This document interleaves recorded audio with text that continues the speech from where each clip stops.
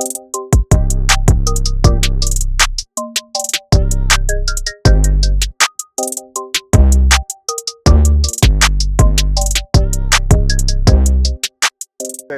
UpTheScore. Welcome to UpTheScore Podcast. I'm Coach Smith here, and I got over here to my left. What's that? Introduce yourself, brother. David Greenwood, Director of Community Engagement and Facilities here at Detroit Powell. Mr. Greenwood, Brother Greenwood. Now I say he's definitely part of the film, man. I definitely appreciate you sitting down, taking the time to sit down and have a conversation with me. You know what I'm saying? On and off camera. We just definitely got in a good, deep conversation off camera.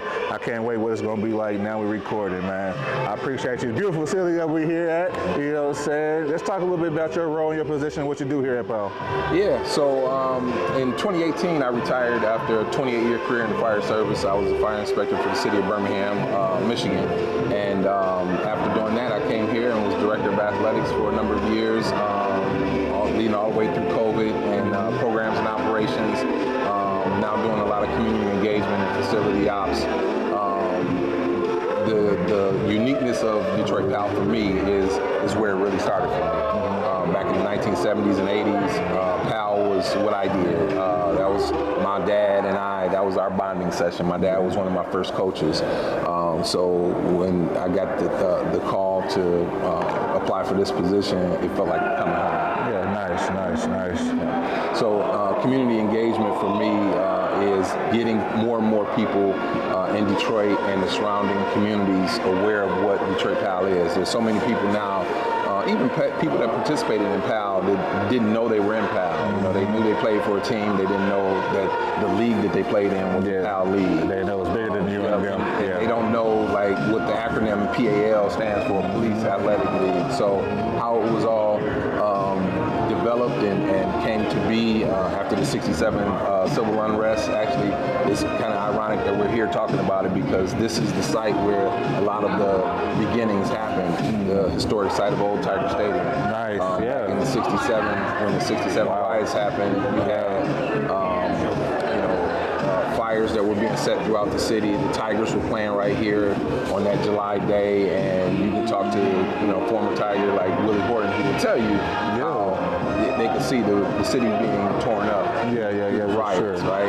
And it was police officers back then that said, hey, we got to do something to bring people in the community together. And so 2 years later in '69, that's when DPD officer by the name of Judy Dowling got together with other people in the community and started Detroit Powell. Oh wow, that's great history right there. Like that's love. Like just to know that the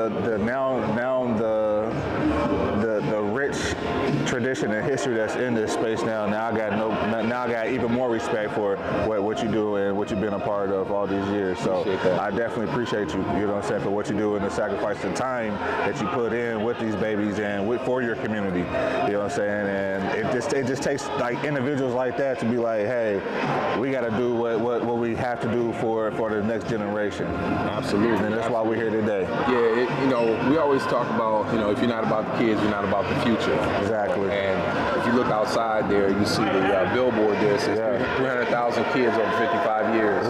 Mission greatness, right? Yes, sir. We're really committed at Detroit Powell to helping youth find their greatness. And people always talk about, well, what does that mean? Talk about that. So I always tell people there's some certain things that you kind of extract naturally from playing sports, period. Whether it's youth sports or adult sports. You set a goal to make the team, and that means you got to practice your free throws or practice pitching or whatever it is in order to make the team, right? Sure. So you set a goal. You got to set goals. Set goals. Right? You got to. Whatever what you do with your podcast, you set goals. Absolutely. Develop that infrastructure. Absolutely. Set goals, right? So goal setting is one. Resilience is another, right? Everything you've done in your life, you haven't always succeeded when you first tried it. I swear to God. So you got to be resilient. Like bounce back. You're not gonna win every time, right? There's W's and L's. Most people say wins and losses is wins and lessons, right? So in every loss that you take, there should be a lesson that's learned. If you ain't learning the lesson, you're just playing games, right? So now then you got embracing a healthy lifestyle or exercise. So that's exercising your mind, your mental health, mental spirit, and then also your physical health as well. So that's part of sports as well, but that's also part of life, right? Yes, sir. accountability, holding yourself accountable. Be accountable for your action, your attitude, your behavior, the things that you do on a day-to-day basis, whether it's with your sport or with your career and after sport life. And then the T is teamwork. Teamwork. Absolutely. You got to work. You work with your girl. You work with your family. You work with your coworkers. You work with the police department. We work with one another in the community to make all of this stuff work. So when you put all that together, the G, the R, the E, the A, and the T, that's great. That's great. So that's Go be great. Yeah. Go be great. Hey, that was that was church right there, man. I needed that sermon. Oh, I needed that sermon. Yes, sir. Because definitely you take losses all the time. It's just how you bounce back. It's that resilience. You know what I'm saying? You gotta have that grit. So that's one thing. That was pretty dope. Like the Lions. They adopted that word grit. And, you know what I'm saying? And you see it throughout the city. And that's what I love about the city. Like y'all been fighting for so long. You know what I'm saying? With grit and passion and love that y'all have for the city. That you gotta have resilience. You ain't gonna let nobody tell y'all no. What you mean you can't tell me no? This is our future, right? How you gonna tell us no about the future? Exactly. That's who's gonna be taking care of you and us. You know what I'm saying? How you gonna tell us no? Exactly. Like, come on, man. So can you talk about a little bit about the programs that y'all do run here in Powell? What programs y'all have? Yeah. So Detroit Powell over the years have had many different opportunities for different types of sports. Currently, we run 12 different sports programs. From obviously out here, we got baseball, soccer, and football that you'll see here at the ballpark. But obviously, we got basketball. We own a recreation facility in Southwest Detroit where we do basketball and volleyball and cheerleading. Okay, nice. So all of those things take place there. About 4 years ago, we reinstituted the hockey program. Hockey is very important to inner city youth. So the hockey program, if I can stay on this for just a second. Oh yeah, because we're gonna talk about that. I got something about that. Yes, sir. The important part about hockey, when Mayor Coleman Young many years ago was mayor from 1973 to 1993, he felt that hockey was an important component for Detroit youth because you didn't have access. Those are things that you don't naturally come outside your house as a city Detroit kid and be like, I'm going to play hockey, right? Where am I going to play? Where you play hockey at? Yeah, so it's about access and opportunity. If you give us the access and the opportunity, we'll excel at it. We'll excel. We'll do well at it. That's why they're scared. Exactly. So we reinstituted hockey through partnership with the National Hockey League Players Association, and they basically allowed us to apply for a grant that allows us to provide equipment for about 50 kids every year, and that gives the kids that hurdle, that eliminates that hurdle for them. To be able to go and play hockey and be able to get into a hockey facility where you don't have that every day. Like basketball, we can go outside in the backyard and put a hoop on the garage and play basketball. Hockey, you can't do that. So that's a very important component of the sports that we provide, is just giving kids the cornerstone or the basic introduction to sports so that they can figure out, like, you said you have a son? Yes, sir. Yep. So your son may be pushed to play the sport that you played because that's what you know, right? Right. But your son's greatness might be in something that you never played before. Never thought of something that he's a part of now. Yeah, Esports. Exactly. But until you allow him to explore those different options and possibilities, you might find out that he's a great lacrosse player. You never played lacrosse. You don't know the rules of lacrosse. Exactly. But he's very good at it just naturally. So it's really about letting kids have equal access and opportunity to try different things and see what they're great at. Exactly. Okay, so that's a good segue to what I want to ask you now. So I know you mentioned hockey, right? Mm-hmm. So do y'all have interest in offering street hockey, NHL street hockey? Detroit Powell has not. It's currently, to my understanding, it's currently at Detroit Public Schools. Okay.